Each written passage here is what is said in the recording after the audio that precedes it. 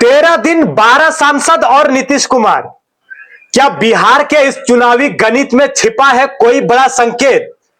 और क्यों सनातन में अशुभ माने जाने वाले 13वें दिन को नीतीश ने अपने पोस्टर का चेहरा बना दिया है? क्या यह सिर्फ एक नारा है या फिर केंद्र की राजनीति की किसी त्रयोदशी की घोषणा की गई है?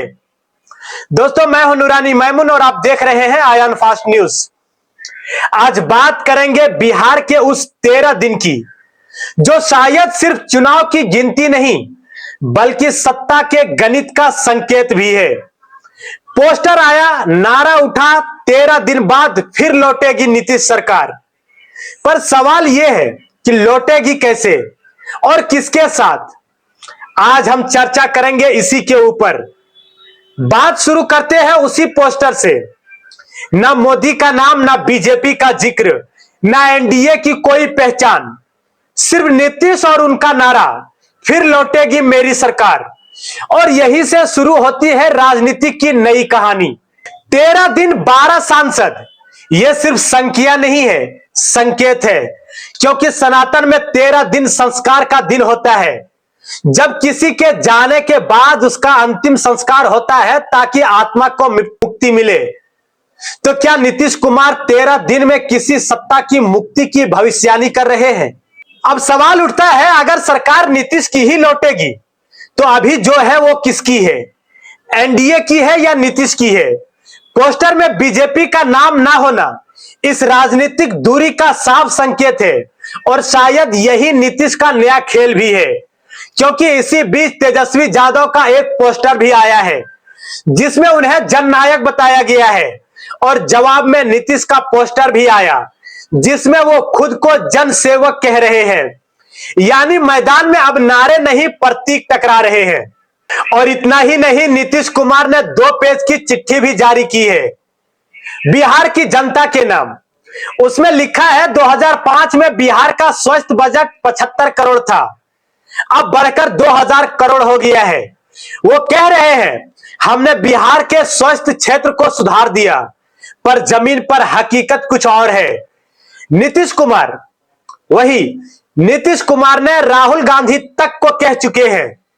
दिल्ली के एम्स में जाकर के देख लीजिए एक बार, मेट्रो स्टेशन से लेकर वार्ड तक हर जगह बिहार के लोग इलाज करवा रहे हैं। तो सवाल उठता है, क्या नीतीश कुमार की यह चिट्ठी जनता को समझाने के लिए है या बीजेपी को चेतावनी देने के लिए? क्योंकि बिहार में अब माहौल चुनाव से ज्यादा जंग का हो गया है। रैली में पत्थरबाजी भी है, उम्मीदवारों पर हमले हो रहे हैं और यहां तक कि अमित शाह को अपना 3 रैलियां रद्द करनी पड़ी है। कारण बताया गया कि मौसम खराब था। पर सवाल यह है कि जब नीतीश खुद छाता लेकर सड़क पर रोड शो कर रहे थे तो अमित शाह का मौसम कैसे खराब हो गया? यह संकेत छोटा नहीं है। प्रधानमंत्री की रैली में नीतीश नहीं गए, बीजेपी के मंच पर सिर्फ 63 सेकंड के लिए रुके और अगले ही दिन जारी कर दिया 13 दिन बाद नीतीश सरकार। 13 दिन बाद नीतीश सरकार का पोस्टर। अब जरा सोचिए, क्या यह पोस्टर सिर्फ नारा था या किसी राजनीतिक 13वीं का निमंत्रण किया जा रहा है? और इस सबके बीच बिहार में जंगल राज की वापसी का आरोप भी लग रहा है। हत्या का, झगड़े का, गिरफ्तारी पर चुप्पी, चुनाव आयोग पर सवाल। तेजस्वी यादव ने कहा चुनाव आयोग जिंदा भी है या मर गया। और जब कार्रवाई हुई तो वही उम्मीदवार आज खुलकर प्रचार कर रहे हैं। यानी कानून का राज नहीं, राजनीति का कानून चल रहा है। बीजेपी कहती है हमने हिंसा खत्म कर दी है, पर नीतीश के मैदान में फिर से पत्थर चल रहे हैं। तो क्या यह चुनाव लोकतंत्र की परीक्षा है या सत्ता की सनक का नया प्रयोग? अब जरा देखें बीजेपी की स्थिति। सम्राट चौधरी, जिन्हें अमित शाह भविष्य का चेहरा बता रहे हैं, उनके एफिडेविट में उम्र कम तक का विवाद लेकर चल रहा है। कहीं 44 साल तो कहीं 56 साल। यानी डेट ऑफ बर्थ का राजनीतिक लचीलापन दिखा रही है। दूसरी तरफ चुनाव आयोग चुप है, हत्या पर चुप, एफिडेविट पर चुप और वोट चोरी के आरोपों पर भी चुप है। मुंबई में वोट चोरी के खिलाफ रैली होती है। नीतीश और नायडू समर्थन वापसी की बातें कर रहे हैं, पर दिल्ली में सब शांत है। क्या यह शांति आने वाले तूफान की पहली खामोशी है? नीतीश कुमार को पलटू राम कहा गया है, लेकिन सच्चाई यह है कि वो हर बार पलट कर वापस आते हैं, और शायद इस बार भी वही हो, क्योंकि चाहे एनडीए हो या राजद गठबंधन हो, हर समीकरण में नीतीश से मुख्य घटक है, और यही उनकी सबसे बड़ी ताकत भी है।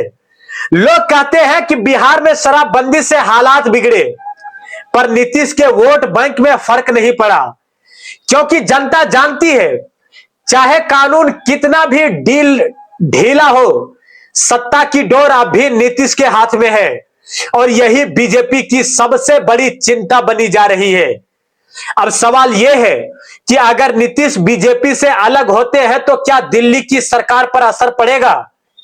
13 दिन का जिक्र है, 12 सांसदों का आंकड़ा भी दिया गया है, और फिर लौटेगी नीतीश सरकार।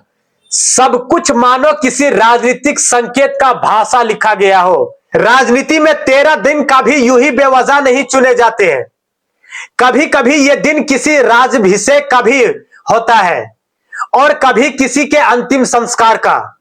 तो क्या ये 13 दिन बीजेपी के लिए त्रयोदशी साबित होंगे, या फिर नीतीश एक बार फिर से राजनीतिक पुनर्जन्म लेंगे? बिहार के चुनाव अब सिर्फ सीटों की लड़ाई नहीं रही है, यह अब विश्वास बनाम व्यवस्था की जंग है। एक तरफ केंद्र का प्रभाव, दूसरी तरफ नीतीश का आत्मविश्वास।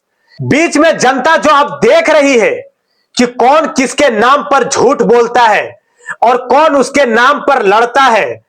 13 दिन की यह कहानी यही खत्म नहीं होगी। हर दिन कुछ ना कुछ नया होगा, और शायद 13वें दिन किसी की राजनीतिक का श्राद्ध और किसी का राजनीतिक पुनर्जन्म दोनों देखने को मिल सकता है।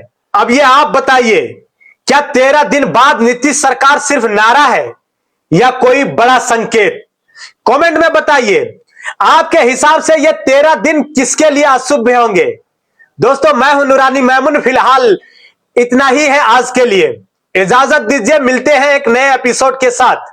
सियासत के हर 13वें दिन का मतलब समझाया जाएगा। बने रहे आयान फास्ट न्यूज के साथ। मैं हूं नूरानी मैमून।